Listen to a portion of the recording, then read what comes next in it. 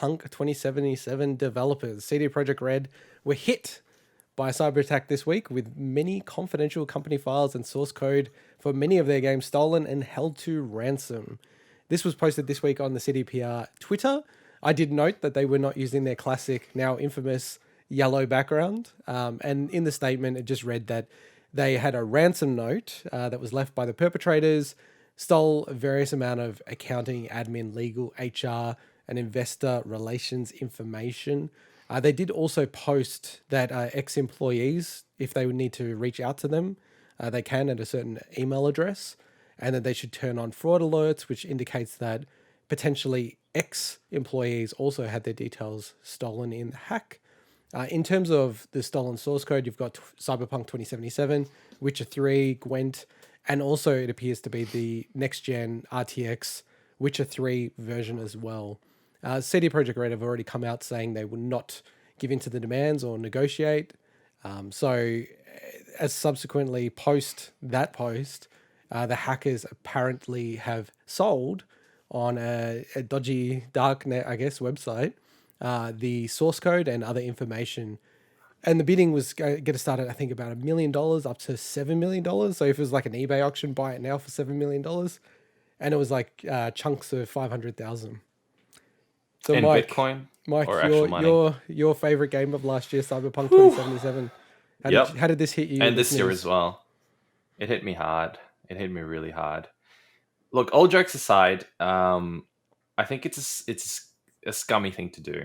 Of course. To do something like this.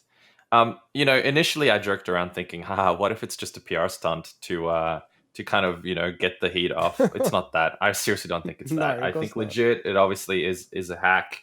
Really uncool. The fact that someone did that. I think the way the guys reacted to it is really good, especially reaching out to past employees and stuff. It just sucks. They're already under a shit ton of pressure, and I mean the entire team at CDPR to fix the game. And I really do think, I mean, we spoke about how they screwed up, but we spoke about how I really do think they're trying to make things better with us, the gamers. And it just sucks. It's like such a low blow. Things are going shit, and then all of a sudden someone just kicks you in the balls even more and harder. It's not cool. Other than that, I don't know what else to say, to be honest. I'm disappointed. Really disappointed someone would do that. And did you want to talk about this ransom note, Swinny? Oh, yeah. The ransom note was the most like mid-2000s hacker movie style ransom note. Have you got the wording? Yeah, I got it up on the screen, so it's in the video, but I'll read it out. Do you want me to read the whole thing out? It's not that long. Yeah, let's go. This is all the note, so this is obviously not us giving demands to CD Projekt Red. Hello, CD Projekt. And they've spelt your incorrectly. So from the start, I put a little sick in there as well, just to make sure people know that we're not making a mistake. Your have been epically pwned or owned. We have dumped full copies of the source codes from your Perforce server for Cyberpunk 2077, Witcher 3, Gwent, and the unreleased version of Witcher 3! 3 exclamation marks. We also dumped all of your documents relating to accounting, administration, legal, HR, investor relations, and more. Also, we have encrypted all of your servers, but we understand that you most likely recover from backups. If we will not come to an agreement, then your source code will be sold or leaked online, and your documents will be sent to our contacts in gaming journalism. Your public image will go down the shitter even more, and people will see how shitty your company functions. Investors will lose in your company, and the stock will dive even lower. You have 48 hours to contact us. There's just so much in this note. Well, I got to give them credit for one thing. They're true to their word. If they apparently did sell the source code, they weren't bluffing. And there's reputable sources that say that they did sell it. So, people would buy it for sure. But why? The thing with the source don't code, understand why would you buy it? Yeah, like what are you going to do as soon as you use it for anything that anyone can see? People are going to know that that's where it came from. You know? Hacking tools, mods. Yeah, but, sorry, Mike. The modding community doesn't have like millions of dollars. Man, I don't know, but obviously someone out there, if they did buy it, had thoughts that it's valued at that. So if someone actually paid that, You're it right. means You're right. there's a reason why someone out there, they have their reasons why they did it. So there must be reasons. It's not like they just had $1 million spare chump change in bitcoins or whatever lying around that they wanted to get rid of. The only thing that I could think is like there's 1,000 employees. I just checked at CDPR and identity theft, things like that. A lot of people go down that route, but that then I thought it values didn't at, have like, any of that, did it? no, it did. Like from the fact that they came out saying we don't believe ex-employees' details were stolen, it kind of implies that current employees' details were stolen. Potentially, Look, it had HR documents. It's gonna have information about employees.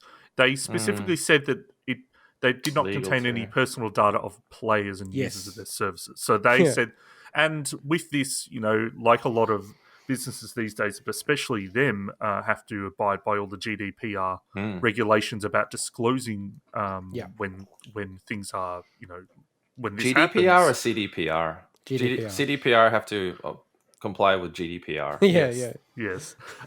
So they're not going to lie about that. They would have had to disclose if that was the case. So Can we label this episode CDPR GDPR? that would probably appeal to about 1%, of people. I don't care. I deal with GDPR a lot. What's 1% so- of 3 people? Like, round it up to Round it one up. person. It's still a third. It's still a third. So it's a 33%. It's a finger. Yeah, this note is just like, it just goes into the mindset of people who do this kind of stuff. Where I just don't get it. I guess they've made a lot of money out of it. And normally with these type of hacks, they're pretty straightforward. Like either you get in or you don't get in. So I guess it made sense, but... Do we think they targeted them specifically because it's CDPR and maybe there was an agenda, or you just think they saw there was something they could get into and they just did it? People are always trying to knock on doors. That's kind of like... I was chatting to actually where I work, some of the security team, and they're really good, like some of the best in Australia. And the kind of analogy is it's like they walk, like actually like in real life, like criminals will go around and case houses, just look at them and sort of go, well, what's this kind of security here? And it's like the whole door knocking thing. It's like, well, is anyone home? Knock on the door. Have you ever, like this happened to me a few times. Have you ever like had someone knock on the door and then it sort of like makes no sense what they're saying or like what they're asking for? But I'm aware that that's happening. And it happened twice, and both times I'm like, get the fuck out of here. Oh, sorry. No, because I'm aware. We are literally instituting a swear jar. Oh, God, I'm sorry. I just For charity. It's literally what I'll do it for charity. It's literally what I said because I was aware for many years now that something like that happens, and I've been broken into before. So so I'm like aware of the security is a bit like that. practices. They will constantly going around to servers and attacking services and just seeing like off the shelf things where it should have been updated, hasn't been updated. Maybe the update cycle's too slow. Okay, an existing exploit will work here. Bang, get in. See what kind of leverage position they can get internally. It's actually not as hard as you think it is. No, but I feel like to Sweeney's point, I do feel that maybe they tried harder with this one. If that makes sense, it wasn't just like a random. We happen to be able to get into CDPR's systems. I actually think they tried to get into it. Yeah, maybe it's like More they had their attention on it.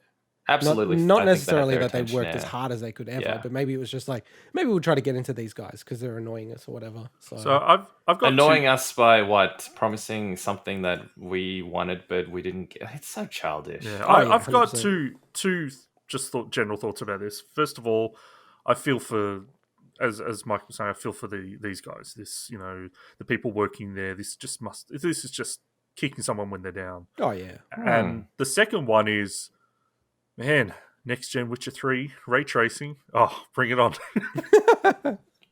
Maybe the hackers can release ray tracing mods and stuff for it.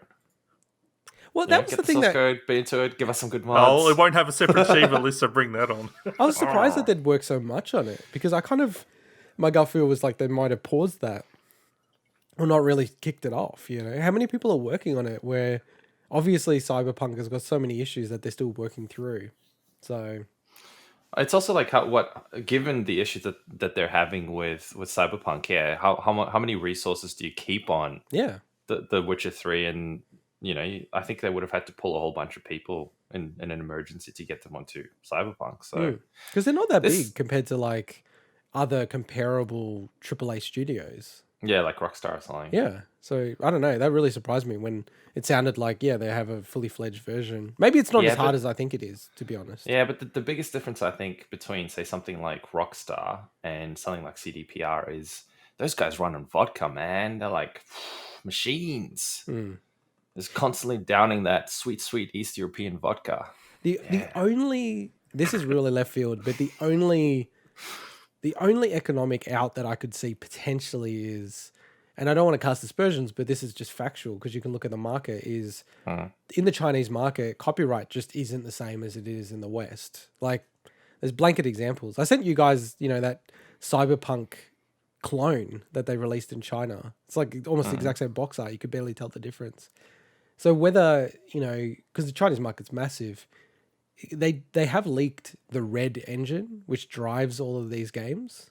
So maybe like that's an angle, because other off-the-shelf tools are quite expensive, even in China. Like Unreal Engine, Unity. They're not cheap. There's a lot of money that has to go out, to build those style of games. And I guess if you steal like an engine, they could always turn around and argue, well, it's not from that. I mean, there's obviously obviously work it something. Out. Someone paid money for it. There's obviously a need for it. No one's just going to do it willy-nilly. Yeah.